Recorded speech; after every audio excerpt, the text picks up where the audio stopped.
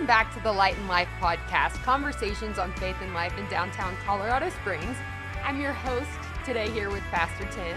Hey, good to see everybody. Glad you're with us. Good to see you here. Good to see you, Liza. Good to see you here. Yeah. Good to see you too. We were just talking about Christmas traditions and cutting down our own Christmas trees. Yeah. I feel like it's important that people know what happened to you. Oh, thank you. And your Yeah. yeah. It was every year. It's a tester to get through. It's like a family stress test to see if we can get through cutting down the Christmas tree. Right. Because we have a big room and like the main room, and we're gonna have people over. We're gonna have a lot of parties, so it's a high value to have For sure. Monumental Christmas tree going, and those are expensive. So I was really happy when I figured out that we could go cut our own tree in the mountains here in Colorado for $22 or something. But we went this time, and just every year it's like it looks like the right size when you're in the woods. Totally. And then by the time you get it home and drag it into your house, like, what were we thinking? This like thing gargantuan. is gargantuan. But yeah, this year I changed the base halfway through the process, like the tree stand.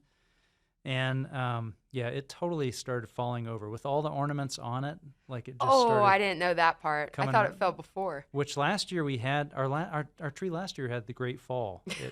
When we were gone, it fell over. And so our son Jack found it with all the ornaments scattered around the floor and stuff. So that's devastating. Trying to avoid that. So now it has been pinned with fishing line and parachute cord, and it stands tall. Bolts. It stands tall.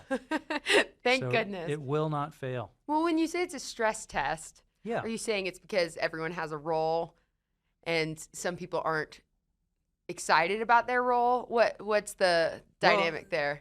I mean, this year we had to hike into the woods, and it was a cold, snowy day. One of the first, So this was not like along the road. This was in there, and so the boys, Jack and Peter, had to carry it like on their shoulder, and Liam and I were not helping much, and they were exhausted. So by the end of it, it's just kind of like, we're exhausted. Let's go to bed.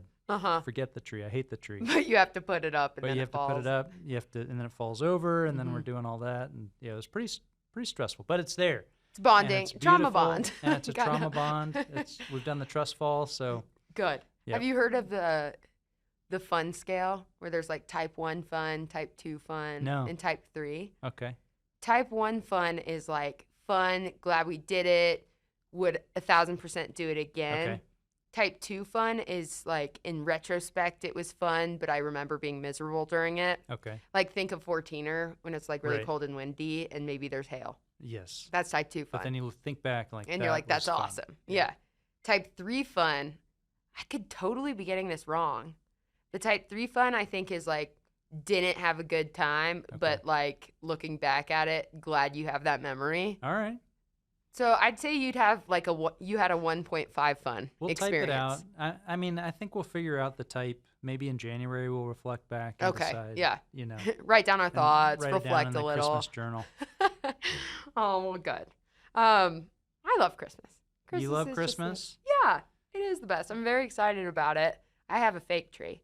Okay. So some people are upset about me. Okay. Having a fake tree here in Colorado, in Tennessee, back home, fake tree is the norm. That's the way. Unless you want to go to like a little tree farm and pick one out, but we used to have animals that would like climb up in the real tree and allergies and all the things. So, but mine is also too tall, and so the tip of it, we couldn't put a topper on it.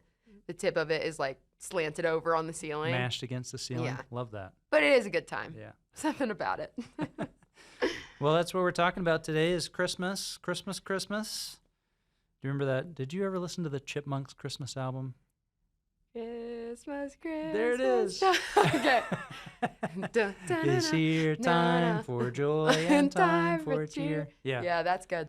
I had that as a record, which is cool again now. If only I had that. But, it is cool again. It is cool again. It is. Was it not cool? I think there was a long season where having a record was not cool, and now because we had CD players. We had CD players. But and now it's cool to collect now records. it's cool. It's Yeah. analog. Oh, man.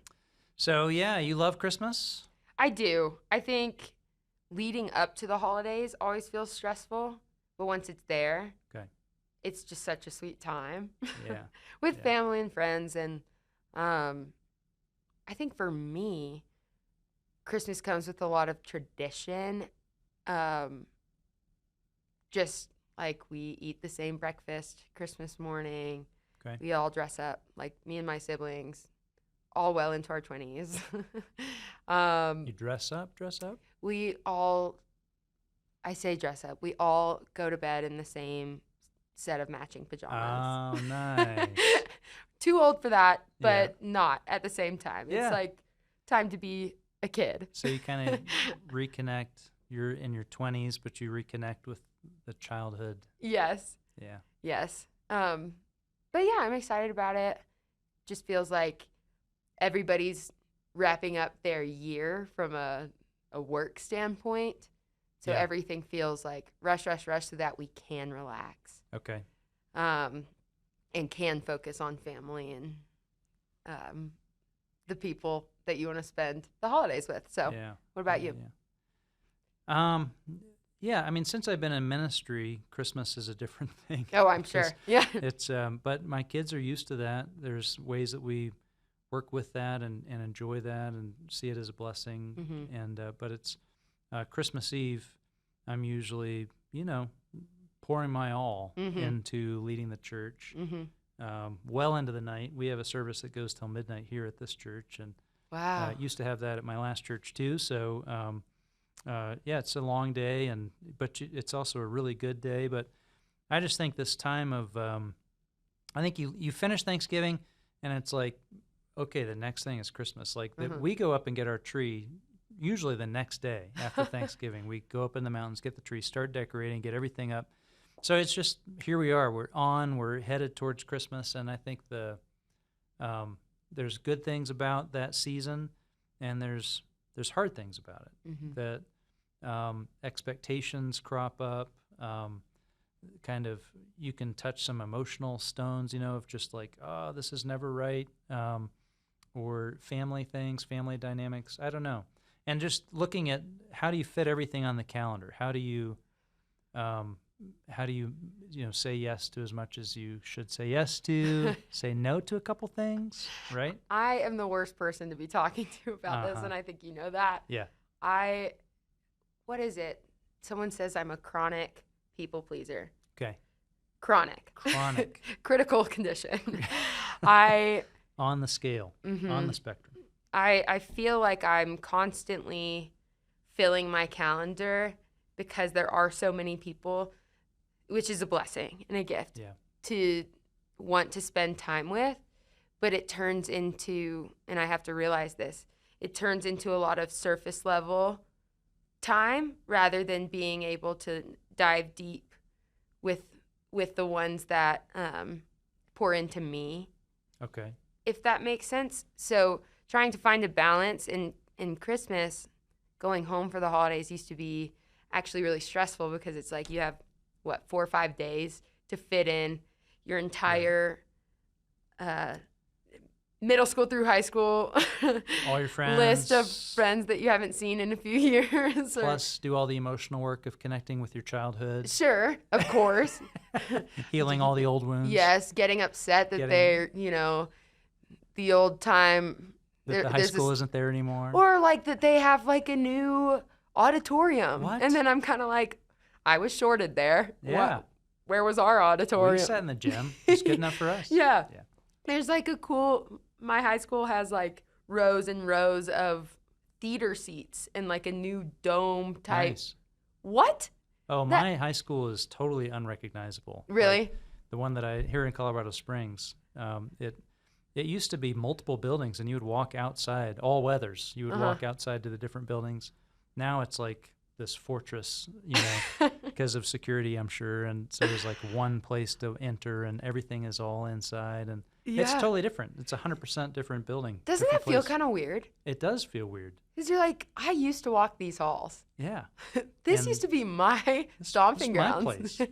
Now nobody knows me here. Yeah. What? Yeah. And I don't know it. Yeah. That's what it feels like. So mixed feelings there, but coming from a family of divorce too, when it comes to expectations, Yes. switching time between family. So I started to just not tell people when I come home. Okay.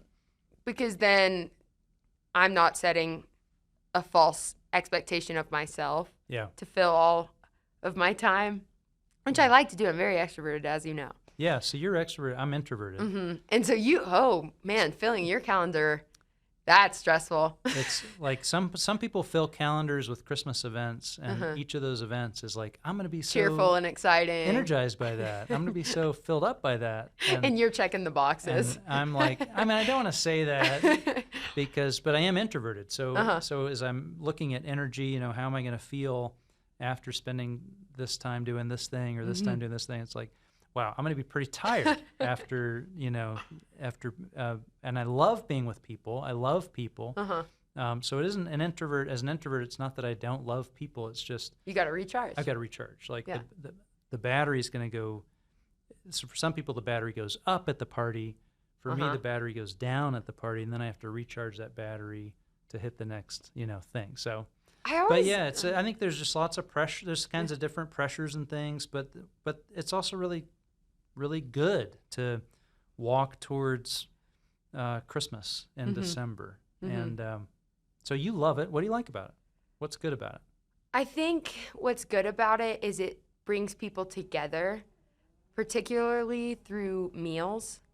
I love a shared meal at a round table and seeing people celebrate the coming of something. And you and I both know it has a deeper meaning in the coming of Christ and preparation in terms of like a postured heart and an excitement. Yeah. So, But the flip side of that is, I guess it's not a flip side.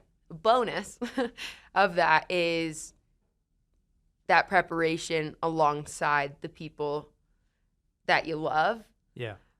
So that's what's good about it to me is it's like the trees and stockings and all the things are visual representations of tradition and of the season, but it kind of warms my heart in knowing that, there's a deeper meaning. A deeper meaning. And that's always the, And that's what you don't want to miss. I think I hear a lot, people just feeling almost an aggravated intentionality. Yeah. It's like there's this, I've got to do something, to get this right, so adding to my long list of expectations and things that I need to do Christmas right is the spiritual expectation.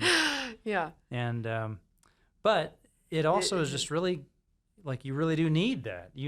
I think you need that change. I mean, I think it's remarkable that around the world, I mean, you could be, most places in the world, most everywhere in the world, all the music changes, the decorations go up. I mean, things change, and it's not necessarily totally focused in the right places, right? I mean, Totally. Yeah. Some of the songs are super annoying. You hear it like Which one? Which one's? let's put Tim on the chopping block really quick. What song's annoying to you? I don't know. Can I say that the Last Christmas I Gave You My Heart? Yeah. Is that Wham, or is it George Michael? I have no idea. As soon as Thanksgiving's over, I know that Michael Bublé himself is defrosting, and so is Mariah Carey. Yep. They're back. They're ready. They're ready. They're better than ever. Yep. Any other song that's like an old-timer song, I just know as the song, not as the artist. I'm going to be completely honest. Yeah. Unless, this is a hot take, Oh Holy Night, Celine Dion version. Okay. Life changing. That'll change your life? That'll set change you your life. free? Yeah. Okay. All right. Celine Dion, she's our woman. And she's really out there doing it. Yeah. I mean, those songs pop out. There's like 12 songs, you know. You put the Christmas station on, it's like, oh, that song again. After basically half an hour of driving in the car, Then you've heard the entire portfolio of what's going to be offered. But it's amazing that they change these songs, that they change, that the music changes, because all of this has to do, all of this has to do with the birth of one person, one Jewish baby that was born in Bethlehem 2,000 years ago. And it's profound to watch the world shift, change its music, change its patterns, change its decorations, all because Jesus was born.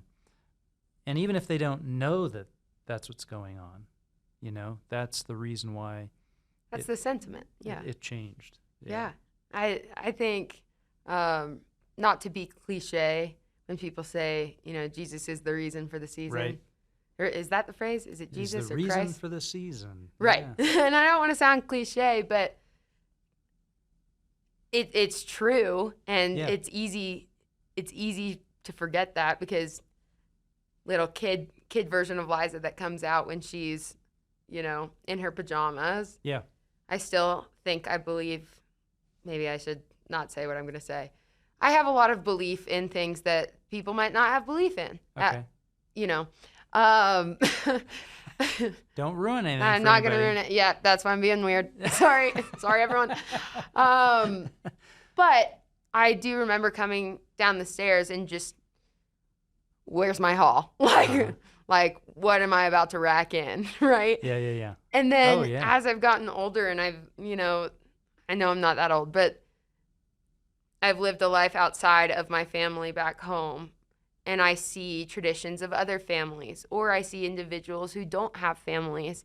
It's so amazing in my circle of close people to see how holidays are a time for people to invite others in and make them feel welcome and loved. And I think growing up, when you hear Jesus is the reason for the season, as a kid, I would roll my eyes, because I'm like, yeah, where are my stocking stuffers? Exactly. I already know what this is about. Right. Like, this is about me getting my stuff. I was good. Christmas morning. I was on the good list, and I know it. Yeah, that's right. St. Nicholas has got me on the right list, and it is about to happen. Yeah. You know what's kind of funny, though, is I do remember my mom. This is the funniest thing, because I did grow up knowing who Jesus was, right? The personal relationship came later, which we've uncovered on this podcast. But I do remember as a kid, my mom had 4 girls in 5 years. So the woman was tired and just needed us to behave. And she would always say, if we were fighting, Santa's watching. Okay. At any point in the year. Like January 1st. Yes. Yeah. Yes. And so then June 15th, Santa's watching. It is crazy how quick we would sharpen up and be like, you're right. I'm not going to get coal. It's not going to happen. Yeah. And one year, as a joke, she did put coal in my stocking. In yours? Yes. Just yours? I think so. Yeah. It was kind of a joke at first, but I had a tantrum. I was like, I know I was good. And you were, this can't be. You were 19 at the time? You weren't supposed to tell anyone that. That was our secret. No, I'm just kidding. But isn't that funny, growing up in a Christian household, or at least one that taught who Jesus was? We might have been like a Christmas, Easter family, but I grew up in Christian school, so I knew who Jesus was. But it's just kind of funny that instead of, hey, let's gear our morals towards let's have this great, our faith. It's like, gear your moral and your behavior towards Santa. Let's have this great grace-filled Christmas where we just enjoy giving gifts to one another. And a parent just cannot resist a tool to push. So fair. I think it's so kid funny. We use it as comedy all the time now. And think about the elf on the shelf, right? I mean, that elf is watching all the time. Doesn't that freak you out? That's terrifying. Terrifying. It's terrifying. There's this video of a kid watching a Blink camera. Oh. Those door cameras for Sure. security and stuff, there's a kid who's just sitting there thinking that he's going to get the elf Okay. on the shelf. And I love those kinds of videos, just the joy and the excitement and the potential. Watch them fall asleep. And then they fall asleep. And that's when the elf moves. Well, what do you think? So I remember my first Christmas as a believer after my relationship with Christ really came to be where I was really walking with Christ, and it was just so different. I actually remember Easter being like 100% different, because Easter was just it had never been much more for me than about Easter bunnies, and we would go to church for sure, but to actually have come to heart terms with what Jesus did for me on the cross, how he gave his life for me, and now me saying, Lord, I want you to have my life. Easter was just like, whoa. Oh, different. Game changer. But Christmas too, I wanted to draw near to the Lord more than anything else. I remember as a teenager feeling that loss of the childhood Christmas magic thing, mm-hmm. but it just so quickly, shifted to, I just want to get closer to Jesus. So one question is, when you're hanging out with people who are, I think you get to hang out with more non-Christians than I do. For sure. I wouldn't say for sure. Well, it's true. For sure the comparison I'm saying I do hang out with a lot of non-Christians. So when you've got friends who don't, they're not really looking at Christmas like, I want to get close to Jesus this year.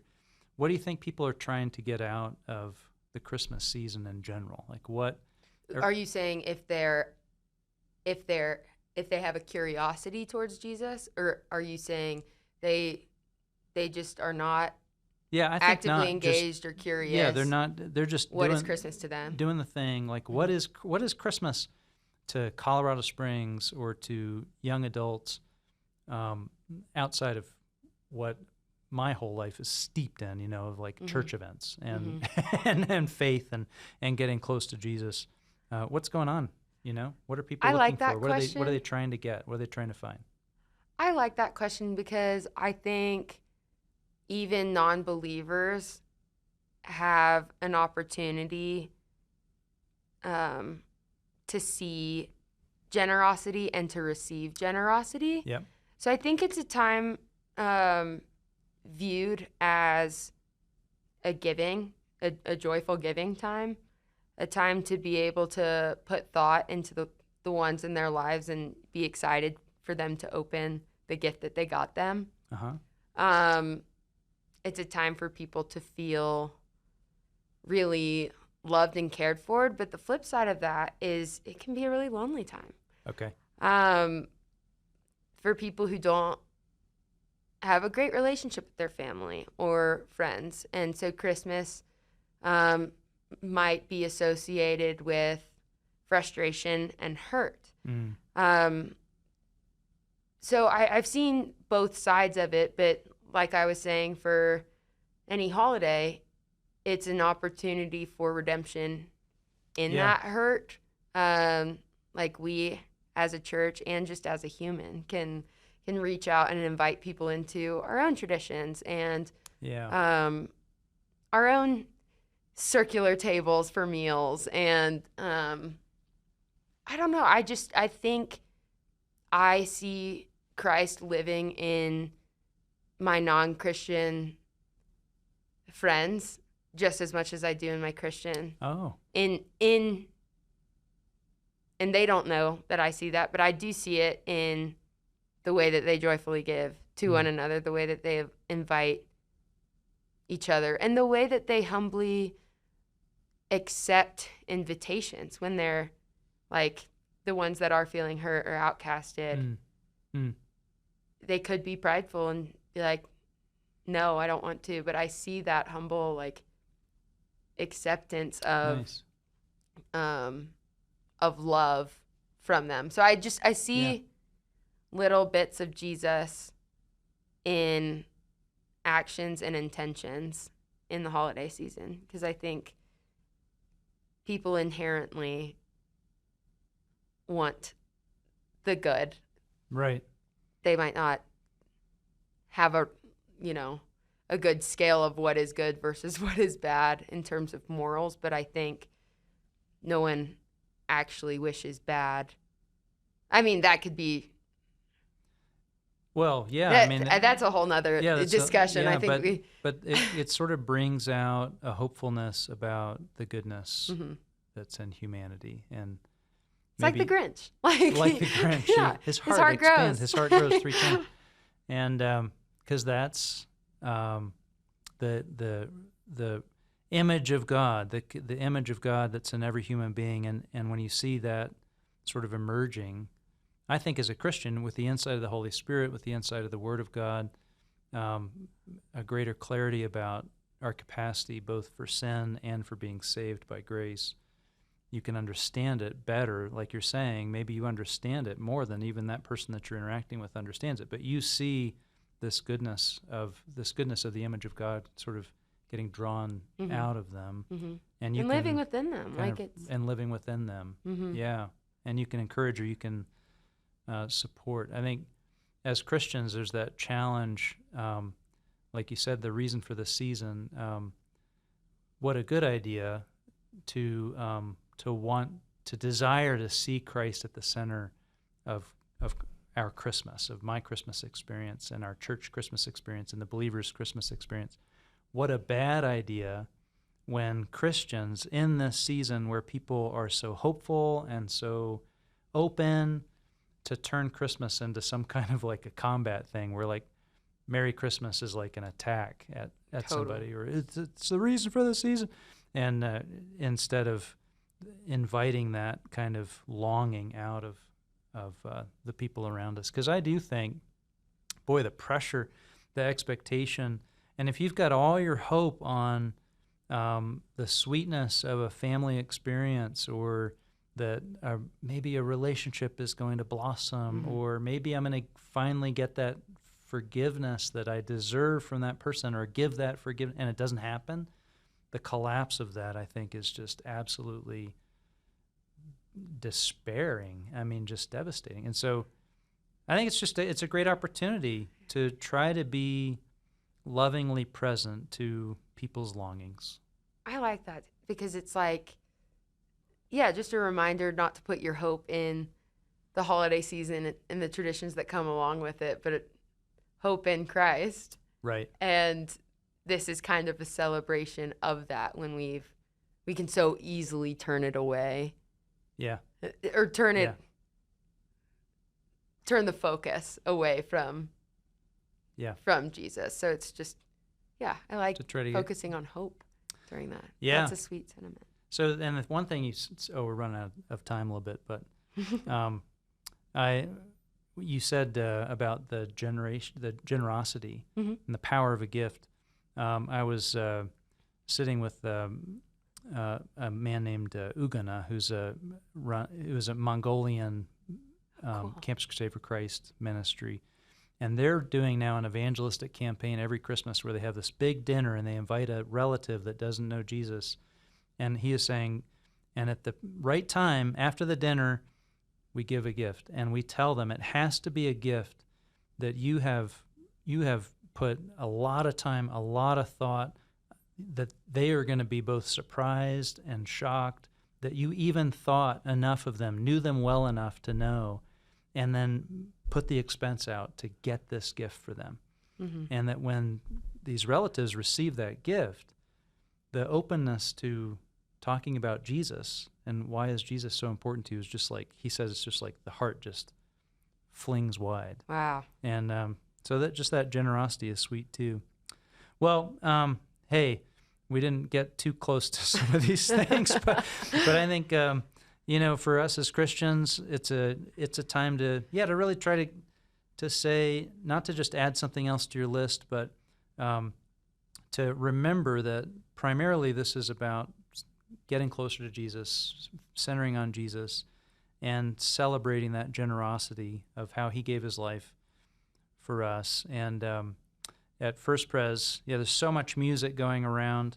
We're going to focus on a bunch of music, a bunch of songs, as we have been doing, and And there are songs in the Gospel of Luke about the birth of Jesus. I really think there's all these goofy songs, but there is no event in history, I think I can defend this, that has... Go for it. Okay, I'm going out there. I don't think there's any event in history that has inspired more music as a response than the birth of Jesus Christ in Bethlehem. So I think you could too. I think we can defend that. We could defend it, Yeah. for sure. So Well, just remembering that he's at the middle, it's his birth we celebrate, it's his generosity that we're reflecting as we generously give to one another.